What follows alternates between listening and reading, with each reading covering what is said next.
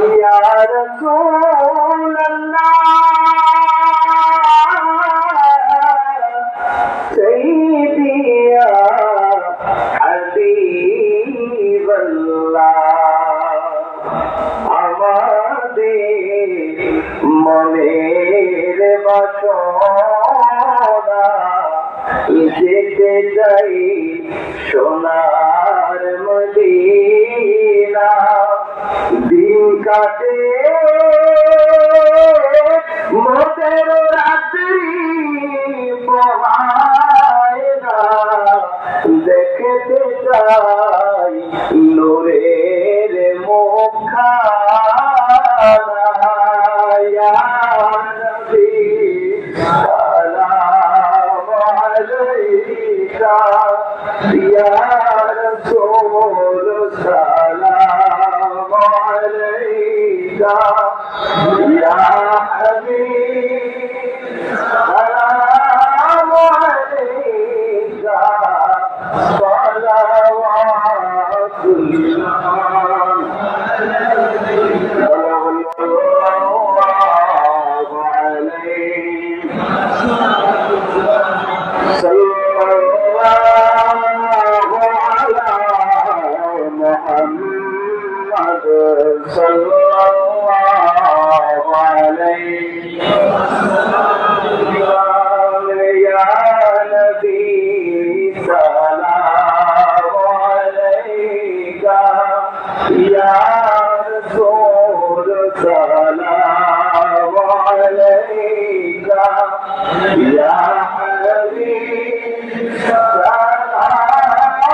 আলাইকা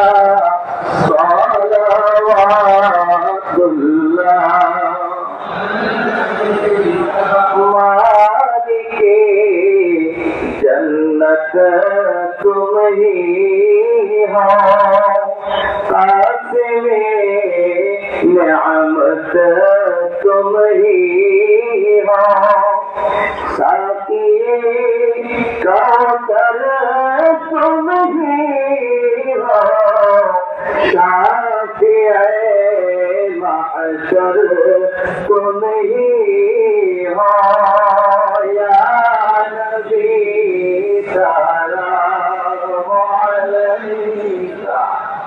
या रसूल सलाम अलैका या हबीब सलाम अलैका सलावतुल्लाह या रसूल अल्लाह सैयदी या हबीब अल्लाह আমাদের মনের বাসনা যেতে চাই সোনার মদিনা দিন কাটে মোদের রাত্রি পোহায় না দেখতে চাই নূরের মুখখানা ইয়া নবী সালাম আলাইকা ইয়া রাসূল সালাম আলাইকা ইয়া হাবিব সালাম আলাইকা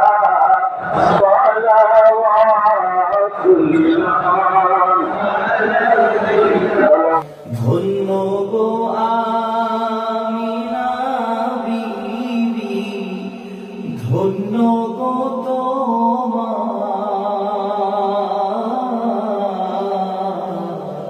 তোমারি উদরে পয়দা হাবিব আল্লাহ।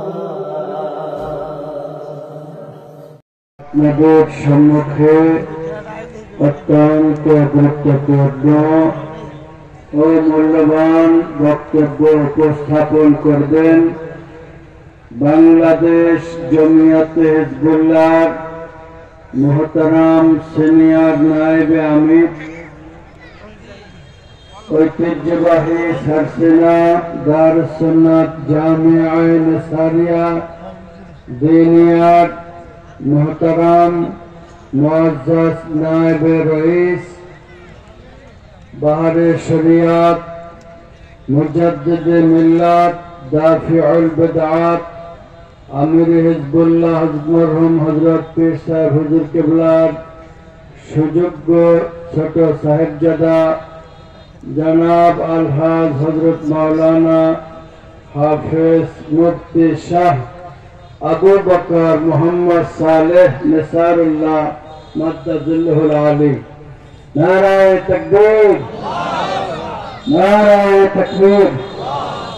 আমির হিজবুল্লাহ হযরত পীর সাহেব হুজুর কিবলা সরসিনা দরবার শরীফ আমরাগাছিয়া ইসরাইলি সওয়াব মাহফিল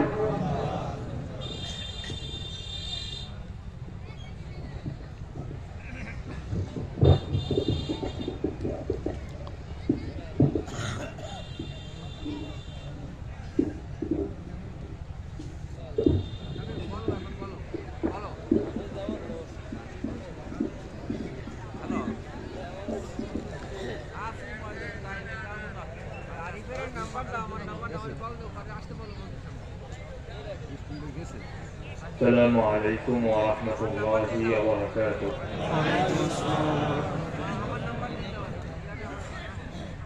إن الحمد لله نحمده ونستعينه ونستغفره ونستهديه ونؤمن به ونتوكل عليه ونشكره ولا نكفره ونعوذ بالله من شرور أنفسنا ومن سيئات أعمالنا. من يهده الله فلا مضل له ومن يضلله فلا هادي له. ونشهد أن لا إله إلا الله وحده لا شريك له. ونشهد أن سيدنا وسندنا وحبيبنا وحبيب قلوبنا ومولانا محمدا عبد الله ورسوله صلى الله عليه وعلى آله وأصحابه وسلم تسليما كثيرا أرسله بالحق بشيرا ونذيرا وداعيا إلى الله بإذنه وسراجا وقمرا منيرا. أما بعد، فقد قال الله تعالى تبارك في شان حبيبه ومحبوبه ومعشوقه مخبرا وآمرا: إن الله وملائكته يصلون على النبي يا أيها الذين آمنوا صلوا عليه وسلموا تسليما. محبة شكر صلى الله على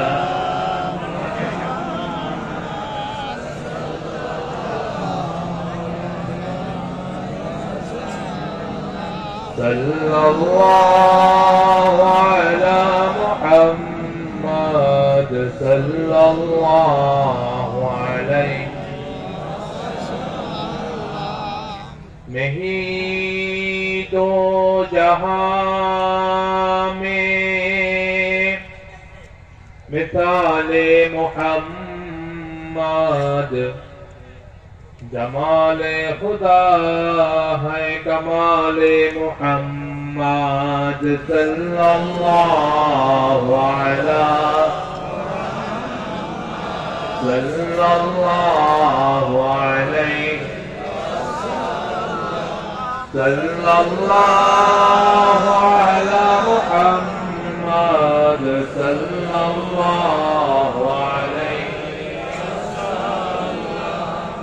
مشرق حب محمد مطلع ديوان ما مطلع خورشید عشق سینه سو جان ما صلی اللہ علیہ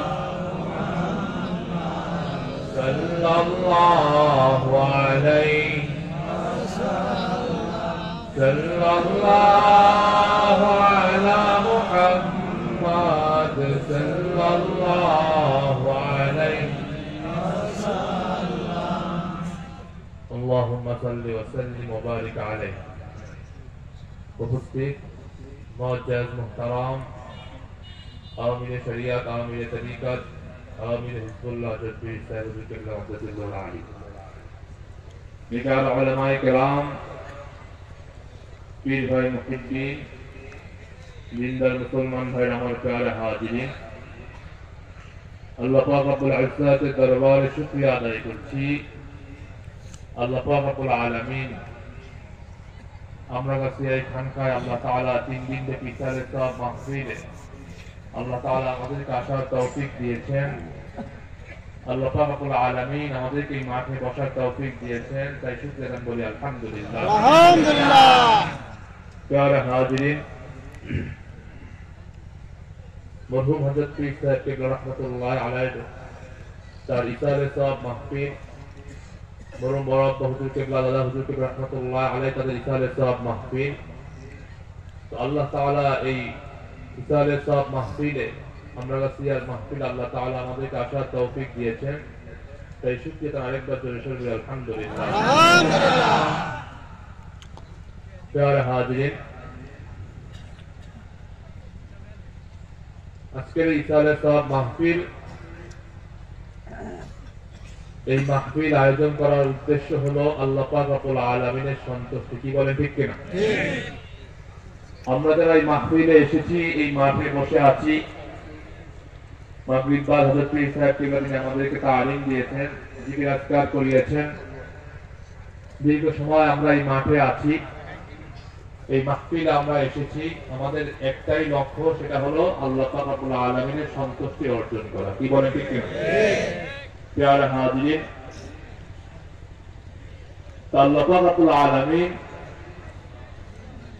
তার সন্তুষ্টি লাভ করতে হলে তার নৈকট্য লাভ করতে হলে আল্লাহ পাক রব্বুল আলামিন তিনি আমাদেরকে পথ দেখিয়ে দিয়েছেন পথ বাতিয়ে দিয়েছেন আর আল্লাহ পাক রব্বুল আলামিন তার বান্দাদেরকে সৃষ্টি করেছেন এই দুনিয়াতে পাঠিয়েছেন তার উদ্দেশ্য হলো তার বান্দারা তার ইবাদত করবে তার হুকুম মেনে চলবে তার বিধান মেনে চলবে যার মাধ্যমে আল্লাহ পাক রব্বুল আলামিনের সন্তুষ্টি অর্জন করা যাবে তার নৈকট্য লাভ করা যাবে প্যারে হাজিরিন তাই আল্লাহ পাক রব্বুল আলামিন কোরআন থেকে আল্লাহ তাআলা ইরশাদ করেছেন ওমা খালাকতুল জিন্না ওয়াল ইনসা ইল্লা লিয়াবুদুন প্যারে হাজিরিন তো আল্লাহ পাক রব্বুল আলামিনের সন্তুষ্টি লাভ করতে হলে তার নৈকট্য লাভ করতে হলে আমাদেরকে যে কাজটি করতে হবে সেটি হলো আল্লাহ পাক রব্বুল আলামিনের ইবাদত করতে হবে জিকির আজকার করতে হবে তাসবিহ তাহলিল করতে হবে তার বিধান মেনে চলতে হবে তার হুকুম মেনে চলতে হবে তিনি যেই কাজ করতে আদেশ দিয়েছেন সেটা আমাদের করতে হবে যা নিষেধ করেছেন তা থেকে আমাদের দূরে থাকতে হবে তাহলে আল্লাহ পাক রব্বুল আলামিনের সন্তুষ্টি লাভ করা যাবে কি বলেন ঠিক কিনা ঠিক প্যারে হাজিরিন আল্লাহ পাক রব্বুল আলামিন ফেরেশতাদের সঙ্গে পরামর্শ করলেন আমি একটি নতুন জাতিকে সৃষ্টি করতে চাই যারা আমার ইবাদত করবে আমার হুকুম মেনে চলবে জিকির আজকার করবে তাসবিহ তাহলিল করবে তাদেরকে আমি যে আদেশ দেব তারা সেই আদেশ মেনে চলবে যা নিষেধ করব তা থেকে তারা বিরত থাকবে আল্লাহ পাক রব্বুল আলামিন যখন ফেরেশতাদের সঙ্গে পরামর্শ করলেন, আলাপ করলেন, আলোচনা করলেন, ফেরেশতাগণ আল্লাহ পাক রব্বুল আলামিনকে বলল, আল্লাহ আপনি কি পূর্বে আরেকটি জাতিকে সৃষ্টি করেছিলেন, তাদেরকে সৃষ্টি করার পিছনে আপনার উদ্দেশ্য ছিল তারা আপনার ইবাদত করবে, কিন্তু তারা আপনার ইবাদত না করে তারা আপনার অবাধ্য হয়েছে, আপনার বিধানকে তারা লঙ্ঘন করেছে। আপনি তো আমাদেরকে যখন যে আদেশ দিয়ে থাকেন আমরা তা মেনে চলি, তা আমরা সেইভাবে চলার চেষ্টা করি। যতটুকু আমাদেরকে বলেন তার থেকে আমাদের বেশিও হয় না, কমও হয় না, যতটুকু বলেন ততটুকুই আমরা করে থাকি। তাহলে আমাদেরকে নতুন করে আরেকটি জাতিকে সৃষ্টি করার কি প্রয়োজন আছে? আল্লাহ পাক রব্বুল আলামিন ফেরেশতাদেরকে ধমক দিয়ে বললেন, ইন্নী আ'লামু মা লা তা'লামুন, বলেন সুবহানাল্লাহ, আমি যা জানি তা তোমরা কি করো না। প্রিয় হাজিরিন, তাই আল্লাহ পাক রব্বুল আলামিন তার বান্দাদেরকে সৃষ্টি করেছেন কেন? তার ইবাদত করার জন্য। সকলে বলেন কেন সৃষ্টি করেছেন? ইবাদত করার জন্য আল্লাহ তাআলা সৃষ্টি করেছেন। তাই আমাদেরকে সেই পথ দেখানোর জন্য, অর্থাৎ কোন পথে চললে আল্লাহ তাআলা সন্তুষ্টি হন, কোন কাজ করলে আল্লাহ তাআলা খুশি হন, সেই পথ দেখানোর জন্য আমাদেরকে আল্লাহ পাক রব্বুল আলামিন রাসূল পাক সাল্লাল্লাহু আলাইহি ওয়াসাল্লামকে পাঠিয়েছেন। রাসূল পাক সাল্লাল্লাহু আলাইহি ওয়াসাল্লাম বলেন, বুইস্তু মুআল্লিমান, আমি তোমাদের মাঝে শিক্ষক হিসাবে, উস্তাদ হিসাবে আমি তোমাদের মাঝে এসেছি, বলেন সুবহানাল্লাহ। প্রিয় হাজিরিন, রাসূল পাক সাল্লাল্লাহু আলাইহি ওয়াসাল্লাম তিনি এমন একজন নবী যার ওসিলা আল্লাহ তাআলা এই সমস্ত কিছু আল্লাহ তাআলা সৃষ্টি করেছেন, যাকে আল্লাহ পাক রব্বুল আলামিন এই বিশ্ববাসীর জন্য রহমত হিসেবে আল্লাহ তাআলা তাকে পাঠিয়েছেন, বলেন সুবহানাল্লাহ। তাই আল্লাহ পাক রব্বুল আলামিন কোরআন থেকে ইরশাদ করেন, মা আরসালনাকা ইল্লা রাহমাতাল লিল আলামিন, বলেন সুবহানাল্লাহ। প্রিয় হাজিরিন, রাসূল পাক সাল্লাল্লাহু আলাইহি ওয়াসাল্লাম তাকে আল্লাহ পাক রব্বুল আলামিন এই বিশ্ববাসীর জন্য কি হিসাবে পাঠিয়েছেন? শিক্ষক হিসাবে। সকলে বলেন কি হিসাবে পাঠিয়েছেন? শিক্ষক হিসাবে পাঠিয়েছেন। তো আল্লাহ পাক রব্বুল আলামিনের সন্তুষ্টি পেতে হলে, তার নৈকট্য লাভ করতে হলে, তার যেমনকে হাসিল করতে হলে, আল্লাহ পাক রব্বুল আলামিনের পেয়ারা বান্দা হতে হলে আমাদের যে কাজটি করতে হবে, আল্লাহ পাক রব্বুল আলামিন তার হাবিব, তার দোস্ত, তার বন্ধুকে উদ্দেশ্য করে আল্লাহ তাআলা বললেন, হে নবী আপনি বলে দিন, যদি তোমরা আল্লাহকে পেতে চাও, তার সন্তুষ্টি লাভ করতে চাও, আমি মুহাম্মদুর রাসূলুল্লাহ সাল্লাল্লাহু আলাইহি ওয়াসাল্লামের অনুসরণ করো, অনুকরণ করো, মুহাব্বত করো, ভালোবাসো, আল্লাহ তাআলা কি করবেন? তোমাদেরকে ভালোবাসবেন, তোমাদের জীবনের গুনাহ আল্লাহ তাআলা কি করবেন? মাফ করে দিবেন। সুবহানাল্লাহ বলবেন না? সুবহানাল্লাহ। প্রিয় হাজিরিন, আল্লাহ পাক রব্বুল আলামিন আপনাকে পথ দেখিয়ে দিয়েছেন, বান্দা তুমি এই পথে আসো, এইভাবে চলো, তাহলে আমি আল্লাহ তোমার প্রতি খুশি হব, তোমার প্রতি সন্তুষ্ট থাকব। সুবহানাল্লাহ। আপনি রাসূল পাক সাল্লাল্লাহু আলাইহি ওয়াসাল্লামকে অনুসরণ না করে, অনুকরণ না করে, রাসূল পাক সাল্লাল্লাহু আলাইহি ওয়াসাল্লামকে মুহাব্বত না করে, ভালো না বেশে আপনি যদি দুনিয়াতে হাজারো আমল করেন, ভালো কাজ করেন, আপনার এই কাজ কি কোন কাজে আসবে? বলেন আল্লাহ তাআলা কি খুশি হবেন? বলেন। যদি আপনি আল্লাহ পাক রব্বুল আলামিনকে পেতে চান, তার সন্তুষ্টি লাভ করতে চান, তাহলে আপনার রাসূল পাক সাল্লাল্লাহু আলাইহি ওয়াসাল্লামের মাধ্যম হয়ে আপনার যেতে হবে। কি বলেন, ঠিক কিনা? তাহলে হাজির, তো আমরা এখানে যারা আছি, আমরা কি রাসূল পাক সাল্লাল্লাহু আলাইহি ওয়াসাল্লামকে দেখেছি? বলেন। সাহাবায়ে কেরামদেরকে দেখেছি? বলেন। তাবেঈন, তাবেঈন তাদেরকে আমরা দেখেছি? বলেন। তাহলে হাজির, তো রাসূল পাক সাল্লাল্লাহু আলাইহি ওয়াসাল্লামকে আপনার পেতে হবে, যার মাধ্যমে আপনি আল্লাহ পাক রব্বুল আলামিনকে পেতে পারেন। তো সেজন্য আমরা যেহেতু রাসূল পাক সাল্লাল্লাহু আলাইহি ওয়াসাল্লামকে দেখি নাই, সাহাবায়ে কেরাম, তাবেঈন যারা ছিলেন তাদেরকে আমরা দেখি নাই, আমরা হাক্কানি উলামায়ে কেরাম, হাক্কানি পীর মাশায়েখগণ যারা আছেন তাদেরকে আমরা দেখেছি। আল উলামা ওয়ারাসাতুল আমবিয়া, হাক্কানি উলামায়ে কেরাম তারা কি? নবীদের ওয়ারিস। প্রিয় হাজিরিন, তো আমরা রাসূল পাক সাল্লাল্লাহু আলাইহি ওয়াসাল্লামকে দেখি নাই, সাহাবায়ে কেরাম তাদেরকে আমরা দেখি নাই, কিন্তু রাসূল পাক সাল্লাল্লাহু আলাইহি ওয়াসাল্লাম তিনি আমাদের মাঝে যা বিধান রেখে গিয়েছেন, হুজুর যেই পথ দেখিয়ে গিয়েছেন, আমরা হক্কানি উলামায়ে কেরাম, হক্কানি পীর মাশায়েখদের মাধ্যমে তাদের সাহাবাত নিয়ে দিক নির্দেশনা নিয়ে আমরা যদি সেইভাবে চলতে পারি, সেইভাবে আমরা আমল করতে পারি, তাহলে আমরা রাসূল পাক সাল্লাল্লাহু আলাইহি ওয়াসাল্লামকে আমরা সহজে পেয়ে যাব। কি বলে ঠিক কিনা? তার মাধ্যমে আমরা আল্লাহ পাক রব্বুল আলামিনের সন্তুষ্টি লাভ করতে পারবো। কি বলে ঠিক কিনা? কারণ আমরা আমাদের সন্তানদেরকে আমরা স্কুলে, মাদ্রাসায়, মক্তবে পাঠিয়ে থাকি তাদেরকে একটি সুন্দর ভালো মানুষ হিসাবে গঠন করার জন্য, তারা যেন সমাজের মাঝে নিজেকে একজন ভালো মানুষ হিসাবে দাবি করতে পারে, ইলমে দ্বীন অর্জন করতে পারে, সমাজে চললে যেন মানুষ তাকে মানে, মানুষ তাকে গুনে, সেজন্য আমরা আমাদের সন্তানদেরকে স্কুলে, মাদ্রাসায়, মক্তবে পাঠিয়ে থাকি। কি বলে ঠিক কিনা? আমাদের ছোট বাচ্চারা তখন যায় স্কুলে যায়, মাদ্রাসায় যায়, তারা কি সেখানে যে সেই মাদ্রাসার পড়াশোনা তারা করতে পারে বলেন?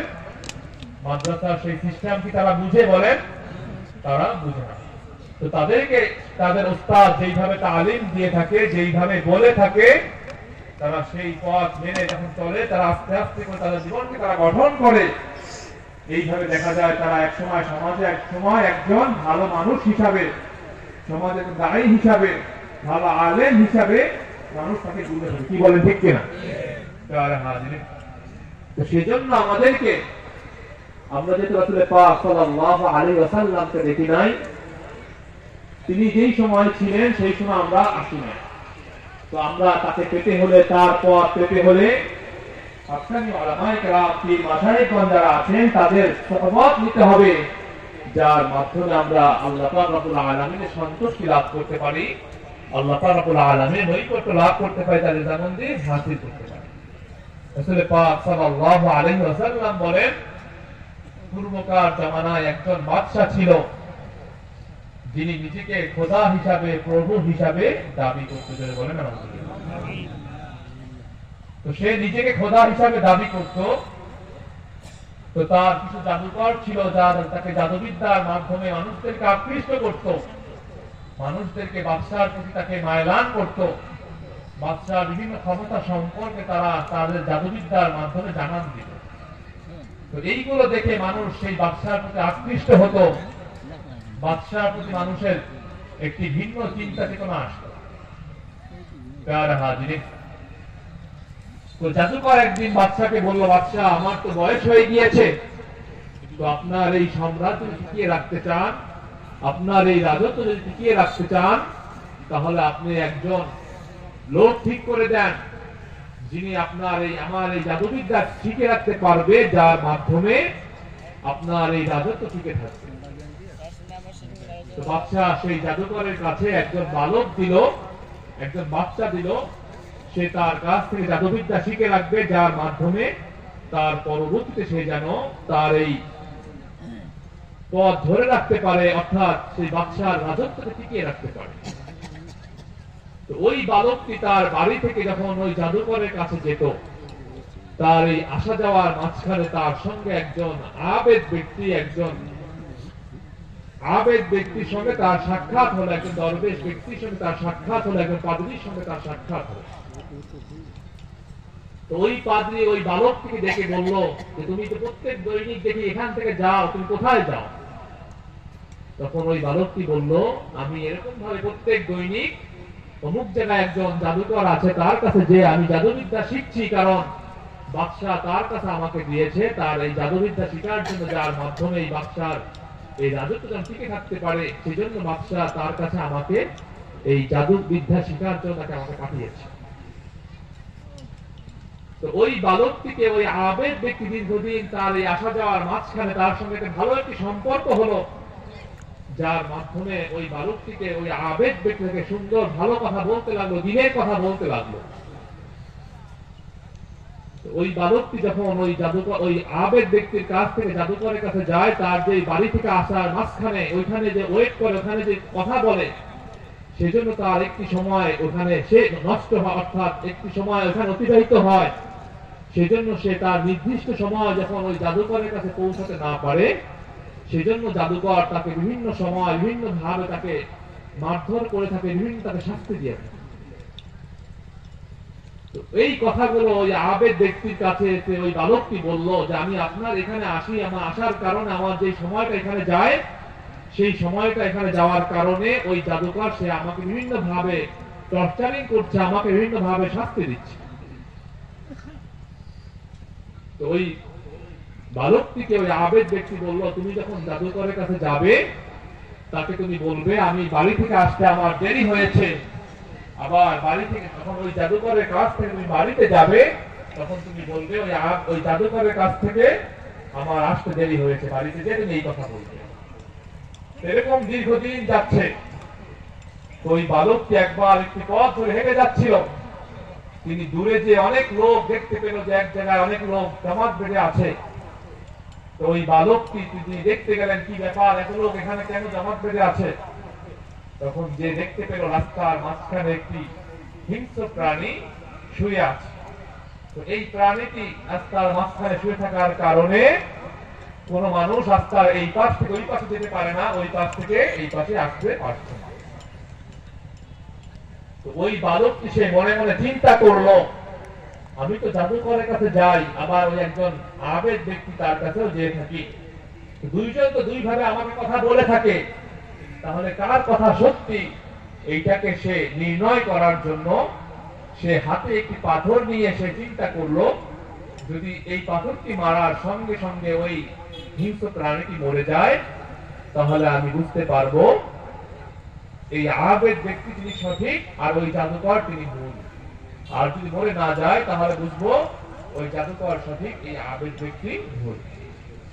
তিনি পরীক্ষা করার জন্য তিনি যখন ওই পাথরটিকে ছুঁড়ে মারলো, মারার সঙ্গে সঙ্গে ওই হিংস্র প্রাণীটি সেখানে মরে গেল। বলেন হাজির।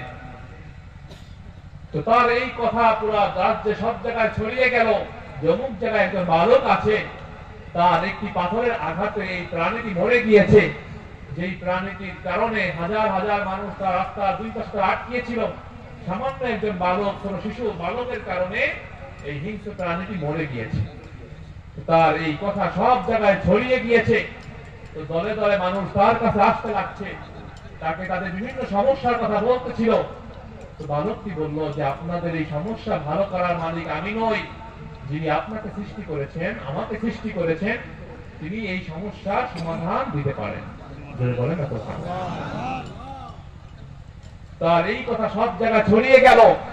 তো সেই সময় কিছু মানুষের একটা রোগ ছিল, কুষ্ঠ রোগ। তো ওই লোকজন যারা ছিল, ওই কুষ্ঠ রোগী লোকজন, তারাও তার কাছে আসলো, তাকে এসে বলল, বাবা তোমার অনেক ক্ষমতা আমি জানি, আমরা অনেকে শুনেছি, তুমি আমাদেরকে ভালো করে দাও। তখন ওই বালকটি বলল, আপনার এই ভালো করার আমি মালিক নই, যিনি আপনাকে সৃষ্টি করেছেন, এই তামাম যখন তিনি সৃষ্টি করেছেন একমাত্র আল্লাহ রাব্বুল আলামিন, তিনি পারেন আপনার এই রোগকে ভালো করে দিতে। বলেন না সুবহানাল্লাহ। এরকম দলে দলে লোক তার কাছে আসতে লাগলো। তো তার এই কথা ওই বাদশার দরবারের একজন উজির ছিল, তার দুটো চোখ অন্ধ হয়ে গিয়েছে, তিনি চোখে দেখতেন না, দীর্ঘদিন হয়ে গিয়েছে। তো তিনি এই কথা শুনে তিনি ওই বালকটির কাছে আসলো, এসে বলল, বাবা তোমার কথা অনেক শুনেছি, তুমি যদি পারো আমার এই দুই চোখ ভালো করে দাও, আমি আর এই কষ্ট সহ্য করতে পারছি না। তখন ওই বালকটি বলল, দেখেন আপনার এই চোখ ভালো করার আমি মালিক নই, যিনি আপনাকে সৃষ্টি করেছেন, আমাকে সৃষ্টি করেছেন, এই তামাম জগৎ যিনি সৃষ্টি করেছেন সেই আল্লাহ রাব্বুল আলামিন, তিনি চান তিনি ভালো করতে পারেন। তখন ওই বালকটি ওই উজিরের চোখে যখন হাত বুলিয়ে দিলেন, সঙ্গে সঙ্গে তার চোখ ভালো হয়ে গেল। বলেন সুবহানাল্লাহ। যখন ওই উজির বাদশাহ দরবারে গেল, তো বাদশাহ বলল, কি ব্যাপার উজির, তোমার চোখ কিভাবে ভালো হয়ে গেল? তুমি তো দীর্ঘদিন অন্ধ ছিলে, তোমার এমন কি হলো, তোমার চোখ ভালো হয়ে গিয়েছে? তখন ওই উজির বলল, আমার চোখ ভালো করে দিয়েছেন যিনি আপনাকে সৃষ্টি করেছেন, আপনার এই রাজত্ব তিনি টিকিয়ে রেখেছেন, যিনি এই তামাম জগৎ সৃষ্টি করেছেন, সেই একমাত্র আল্লাহ রাব্বুল আলামিন, তিনি আমার এই চোখকে ভালো করে দিয়েছেন। বলেন না সুবহানাল্লাহ। তো বাদশা তার কথা সে রাগে ফায়ার হয়ে গেল, সে রাগ হয়ে গেল, সে বলল, তোমাকে এই কথা কে বলেছে? তখন ওই উজির বলল, অমুক জায়গায় একজন বালক আছে, সে আমাকে এই কথা বলেছে। তখন ওই বালকটিকে ধরে আনা হলো, ওই বালকটিকে বাদশাহ যখন জিজ্ঞাসাবাদ করলো, তখন ওই বালকটি বলল, আমাকে এই পথ দেখিয়েছে অমুক জায়গায় অমুক একজন আবদাল আছে, একজন আবেদ ব্যক্তি আছে, তিনি আমাকে এই পথ দেখিয়েছেন। তো ওই আবেদ ব্যক্তিকে বাদশাহ ধরে নিয়ে আসলো। তখন এই দুইজনের সম্মুখে বাদশাহ তাদেরকে বলল, তোমরা এই পথ ছেড়ে তোমরা আমার দাওয়াতে চলে আসো, আমার পথে আসো। তখন তারা সেই উজির এবং সেই আবেদ ব্যক্তি বলল, এটা আমাদের দ্বারা সম্ভব নয়। তখন তাদেরকে মেরে ফেলা হলো এবং ওই বালকটিকে বলা হলো, তুমি যদি তাদের পথ ছেড়ে না দাও, তোমাকেও তাদের মতো এরকম শাস্তি দেওয়া হবে, তোমাকে মেরে ফেলা হবে। ওই বালকটি বললো, আপনি আমাকে মেরে ফেলেন, তাতে আমার কোনো আফসোস নেই, কিন্তু আমি এই পথ ছেড়ে আমি কখনো আমি আসতে পারবো না। যদি বলেন তো প্যারে হাজির। তো ওই বাদশাহ ওই বালকটিকে তার কিছু শূন্য সমন্ত দিয়ে, তার কিছু লোকজন দিয়ে ওই বালকটিকে বাদশাহ একটি পাহাড়ের চূড়ায় পাঠালো, যে সেখান থেকে তাকে যেন ফেলে দেওয়া হয় এবং সে যেন মারা যায় সেটা নিশ্চিত করে তাদেরকে আসতে বলবে। যখন তাকে ফেলতে যাবে, আল্লাহ পাক রব্বুল আলামিন সেখানে এমন পরিমাণ ভূমিকম্প দিল, অর্থাৎ সেই পাহাড় এমন পরিমাণ নড়চড় করতে লাগলো, তার সঙ্গে যেই লোকজন ছিল তারা সেই পাহাড় থেকে পড়ে তারা নিচে করে তারা মরে গিয়েছে এবং ওই বালকটি সেখান থেকে সুন্দরভাবে সশরীরে সুস্থভাবে সে বাদশাহ দরবারে হাজির হয়েছে। বলেন না সুবহানাল্লাহ। ওই বাদশাহ সে অবাক হয়ে গেল, আশ্চর্য হয়ে গেল, কি ব্যাপার, তুমি তোমাকে যেই কাজের জন্য পাঠানো হয়েছে, তোমার সঙ্গী সাথী তারা কোথায়? তখন ওই বালকটি বলল, তারা সেখান থেকে পড়ে তারা মরে গিয়েছে, আমার রব আমাকে বাঁচিয়ে দিয়েছে, আমি সেখান থেকে সুস্থভাবে আমি আবার আপনার দরবারে হাজির হয়েছি। যদি বলেন না সুবহানাল্লাহ। তো আবার ওই বালকটিকে বাদশাহ কিছু লোক দিয়ে সমুদ্রের মাঝখানে পাঠালো, তাকে যেন সমুদ্রের মাঝখানে ফেলে দেওয়া হয়। যখন সমুদ্রের মাঝখানে নিয়ে গেল, সমুদ্রের পানি এমন পরিমাণ তুফান শুরু হলো, পানির এত উত্তাল শুরু হলো যে ওই লোকজন যারা ছিল তারা সেখান থেকে তারা পানিতে পড়ে তারা সেখানে মরে গিয়েছে। আল্লাহ পাক রব্বুল আলামিন তার কুদরতি ভাবে ওই বালকটিকে আবার সেই বাদশার দরবারে নিয়ে আসছে। বলেন না সুবহানাল্লাহ। তখন বাদশা বলল, কি ব্যাপার, তোমার সাথে সঙ্গী তারা কোথায়? তখন তিনি বলল যে আমার সঙ্গে যারা ছিল তারা সেখানে পড়ে তারা মরে গিয়েছে, আমার আল্লাহ পাক রব্বুল আলামিন তিনি আমাকে এখানে আবার বাঁচিয়ে নিয়ে এসেছেন। বলেন না সুবহানাল্লাহ। তো ওই বালকটি বলল, আপনি হাজারো চেষ্টা করেন না কেন, আপনি আমাকে মারতে পারবেন না যদি আমার আল্লাহ পাক রব্বুল আলামিন না চান। তবে আমি আপনাকে কি সুন্দর একটি বাক্য শিখিয়ে দিতে পারি, যার মাধ্যমে যদি আপনি চান আমাকে হয়তো মারতে পারেন। তো সেটি কি বাক্য? তখন ওই বালকটি বলল, আমার শর্ত আছে, আপনি আমাকে যখন মারবেন, যখন এই বাক্যটি বলবেন, তার পূর্বে আপনার এই রাজ্যে যত লোকজন আছে তাদেরকে আপনার দাওয়াত দিতে হবে, তারা এখানে উপস্থিত থাকবে, তারপরে আমি এই কথাটা বলবো। তো সবাইকে দাওয়াত দিয়ে নিয়ে আসলো, পুরা এই রাজ্যের সমস্ত লোক যখন সেখানে হাজির হলো, উপস্থিত হলো, তখন ওই বালকটি বলল, আপনি যখন আমাকে কি নিক্ষেপ করবেন তখন আপনি বলবেন, বিসমিল্লাহি রব্বিল গোলাম, এই গোলামের রব, তার নামে আমি কি করছি, তীর নিক্ষেপ করছি। যখন এই কথা বলে তীর নিক্ষেপ করা হলো, সঙ্গে সঙ্গে ওই বালকটি ওইখানে মরে গিয়েছিল। বলেন না সুবহানাল্লাহ। তো মজার ব্যাপার হলো, ওই এখানে যত লোক ছিল, পুরো রাজ্যে যত লোক যারা আসছে এখানে উপস্থিত ছিল, সকলে বলে উঠলো, আমান্না বিরব্বিল গোলাম, এই গোলামের রব, তার নামে আমরা সকলে কি করলাম, ঈমান আনলাম। বলেন না সুবহানাল্লাহ। প্রিয় হাজির, তো আমার এই কথা বলার উদ্দেশ্য হলো, প্রত্যেক মানুষের জীবনে একজন পথ প্রদর্শক, একজন মুরব্বী, একজন উস্তাদ দরকার আছে কিনা বলেন? আজকে যে বালকটি ওই জাদুকরের কাছে থাকতো, তার কথা শুনতো, তাহলে কি আজকে এই ব্যাপারগুলো ঘটতো? বলেন। ওই আবেদ ব্যক্তি সহবাদ পাওয়ার কারণে, ওই আবেদ ব্যক্তিটাকে যেইভাবে তালিম দিয়েছেন, সেই তালিম পাওয়ার কারণে আজকে তার মাধ্যমে হাজার হাজার মানুষ তারা আল্লাহ পাক রব্বুল আলামিনের দ্বীনকে গ্রহণ করেছেন। বলেন না সুবহানাল্লাহ। তার হাজির, হয়তো আমরা সমাজে বড় আলেম হতে পারি, হয়তো আমরা জেনারেল শিক্ষিত আছি, অথবা কেউ আমরা পড়াশোনা কম করেছি, কিন্তু প্রত্যেক মানুষের জীবনে একজন সঠিক গাইডলাইন দেওয়ার জন্য, সঠিক পথ প্রদর্শক হিসাবে একজন পথ প্রদর্শক দরকার আছে কিনা বলেন? তো আমরা আজকে আন্দারাসিয়ার এই মাহফিলে এসেছি, আমরা সারা রাত অবস্থান করব। আমরা তো জীবনে একটি উদ্দেশ্য নিয়ে, একটি ইচ্ছা নিয়ে এসেছি, কি বলেন ঠিক কিনা? মাগরিব বা হুজুর সাহেব তিনি আমাদেরকে জিকির করিয়েছেন, তালিম দিয়েছেন। হুজুর হয়তো আমাদেরকে নসিহত করবেন, আগামীকাল হয়তো হুজুর আমাদেরকে দোয়া করে দিবেন, কিন্তু আমরা কিছু পাওয়ার আশায় তো আমরা আজকে এখানে এসেছি, কি বলেন ঠিক কিনা? আমাদের সেই পাওয়াটা কি দুনিয়াবি কোনো পাওয়া নাকি আখিরাতি পাওয়া? বলেন। দুনিয়াবি কোনো উদ্দেশ্য নিয়ে আমরা আজকে এই মাহফিলে এসেছি? বলেন।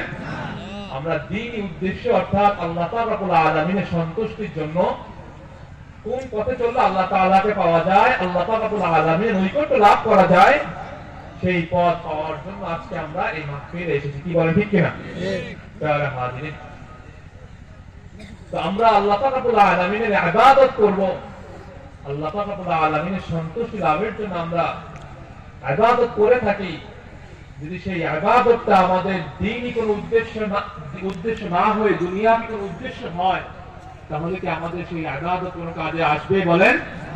প্রিয় হাজির, তো আপনি একজন আবেদ ব্যক্তি হন না কেন, আপনি একজন নামাজি ব্যক্তি হন না কেন, আপনি একজন ভালো মানুষ হন না কেন, সমাজের মানুষ আপনাকে সার্টিফিকেট দেখ না কেন যে আপনি একজন নামাজি মানুষ, আপনি একজন জিকিরকারী মানুষ, আপনি একজন তাহাজ্জুদ গুজারি মানুষ, সমাজে আপনি দান করেন, সদকা করেন, সমাজের মানুষদেরকে আপনি উন্নয়নমূলক বিভিন্ন ধরনের সহযোগিতা সেবা দেন, কিন্তু আপনার মনের মধ্যে যদি ভিন্ন কোনো চিন্তা থাকে, ভিন্ন কোনো উদ্দেশ্য থাকে, তাহলে কি আপনার এই নামাজ পড়া, আপনার এই ভালো কাজ করা, আপনার তাহাজ্জুদ করা বলেন, জিকির করা বলেন, কোনো কাজ কি আল্লাহ পাক রব্বুল আলামিনের কাছে কোনো কাজে আসবে? বলেন।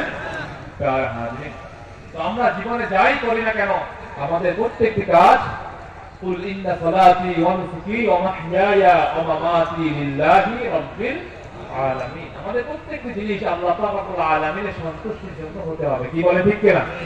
দুনিয়াবি কোনো উদ্দেশ্য নিয়ে, দুনিয়াবি কোনো ইচ্ছা নিয়ে যদি আমরা কিছু করে থাকি, তাহলে কি সেইগুলো আমাদের কোনো উপকারে আসবে? বলেন।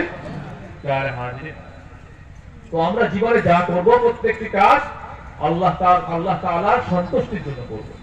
রাসূল পাক সাল্লাল্লাহু আলাইহি ওয়াসাল্লাম বলেন, পূর্বকার জামানায় তিন বন্ধু তারা একটি পথ ধরে হেঁটে যাচ্ছিল, সন্ধ্যা হয়ে আসলো, তাদের পথ আরো অনেক দেরি আছে, তাদের সেই নির্দিষ্ট গন্তব্য স্থানে পৌঁছাতে হলে আবার তাদের অনেক পথ পেরিয়ে দিতে হবে।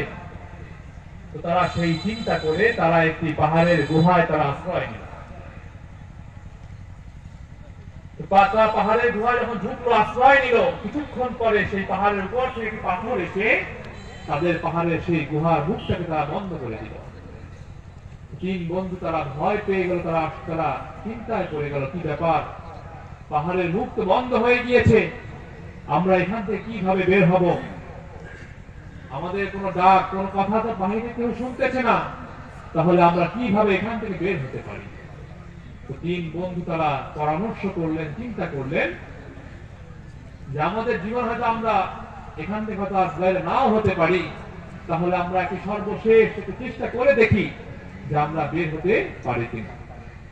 সেজন্য তারা তিন বন্ধু তারা পরামর্শ করলেন এবং তারা আল্লাহ পাক রব্বুল আলামিনের নিকট তারা দোয়া করতে লাগলেন। প্রথম বন্ধু আল্লাহ তাআলার নিকট দোয়া করলেন, আল্লাহ, আমি জীবনে হয়তো অনেক গুনাহ কাজ করেছি, খারাপ কাজ করেছি, ভালো কাজ হয়তো জীবনে কোনোদিন করতে পারি নাই, তবে আমার কাছে মনে হয়েছে আমি এই কাজটা আমি আমার ব্যক্তি স্বার্থের জন্য, দুনিয়াবি কোনো উদ্দেশ্যে, দুনিয়াবি কোনো ইচ্ছায় আমি করি না।